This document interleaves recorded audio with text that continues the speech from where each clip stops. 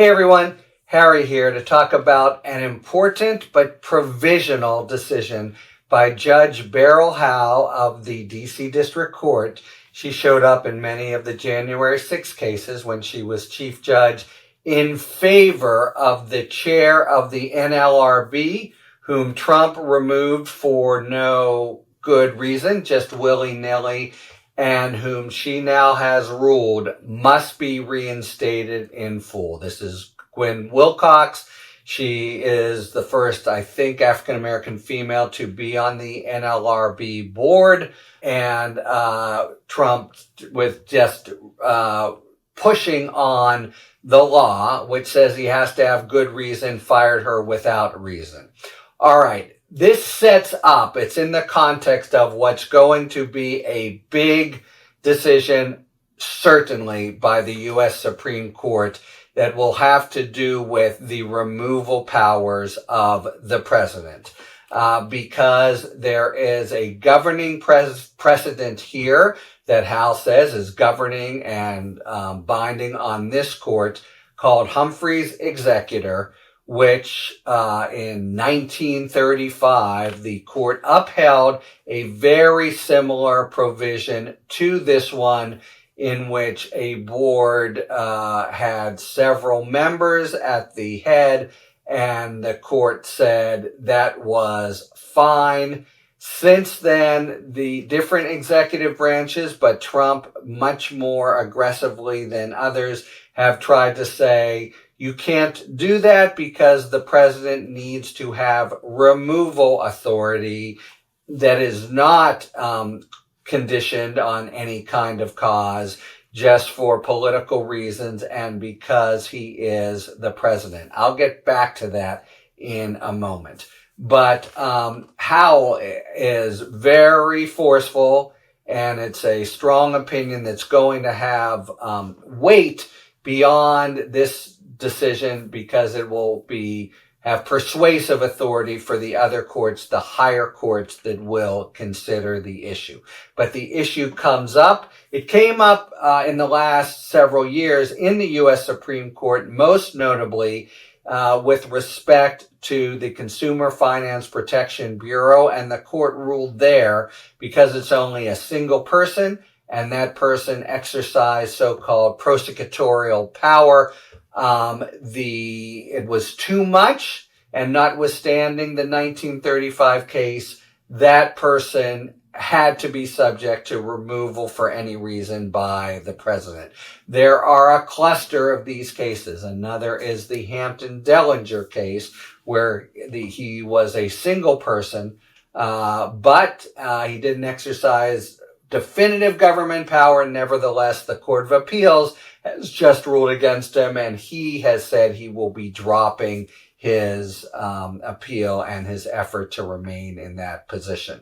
But the bigger issue is, to what extent, and to most people's minds, including mine, there will be some extent, will the Supreme Court narrow or even overrule the principle of this 1935 case, Humphrey's executor, to say that in certain instances, or any instance, the president's removal power may not be impinged.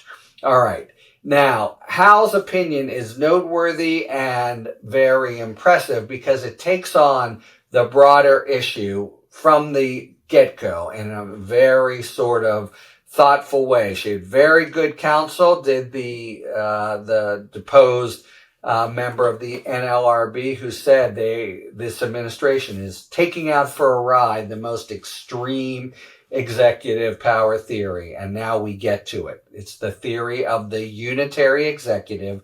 The short, almost syllogism of it is, we have one president, the president exercises all executive power, and this is a executive agency, and therefore that power of the president can't be impinged. And what it leads to is a holding that they will urge, surely on the Supreme Court, that Humphrey's executor itself is unconstitutional. There will be intermediate positions, however, that say, okay, you've said, court, that in some instances The Humphrey's executor principle yields if it's a single person exercising a lot of power, but in others it doesn't. And the NLRB is a several person board, and it's a specialized kind of unit for you have the reason for some of these agencies on the other side of raw political power is expertise, and there is expertise required for adjudication of disputes involving employees and labor unions. People under the statute that Congress passed are chosen for that reason, and with that in mind, they're supposed to be nonpartisan. So that's part of the notion of their having certain job protections, and the main one being the president needs a reason to fire them. All right. The opinion is really worth a read, but let me tell you why. You don't have to go and search it out. But the first several pages, Judge Howe takes this theory of a unitary executive right on. She could have just said Humphrey's executor, and she eventually says in the opinion, is binding law. It's not for me as a district court judge to try to overrule that. But she rolls up her sleeves and gets more into the whole dispute. And as she puts out, look, there's this unitary executive theory, and there are things on both sides. She's not dismissive of it. She says, the unitary executive theory in its purest form is under our constitutional framework, executive powers in a single individual. On the other hand, first, removal. It's not even mentioned in the Constitution. It's not an overriding concern of the framers. All kinds of stuff about appointment, but not removal. But she says, look, there's something cogent going on here. Democratic principles, she writes, militates against a headless fourth branch, and that's what conservatives have called these independent agencies. That's really an exaggeration. They're not headless. The head, it remains the president, but with some limitations on her or his power, and in particular, a requirement of some good reason. But she says, on the other side, the advantages of impartial, expert-driven decision-making and congressional checks on executive authority favor some agency independence from the political changes in presidential administrations. It's that theory that essentially prevailed during the New Deal era and gave rise to many agencies who, for special reasons, usually having to do with expertise, Congress wanted to keep from just being subject to the sort of political winds that a blowhard, I just followed through that metaphor, but I think it's very fair, like Trump would want to use in coming into office and just getting rid of everyone. That's, among other things, bad for the development of labor law. And she really digs in to the arguments on the other side. So her opinion is going to stand as a kind of important, substantive discussion of why one should limit Humphrey's executor and why one shouldn't limit Humphrey's executor. And it shows the recognition as a district court judge. After which, she then goes to what makes the case for her easy, and it is.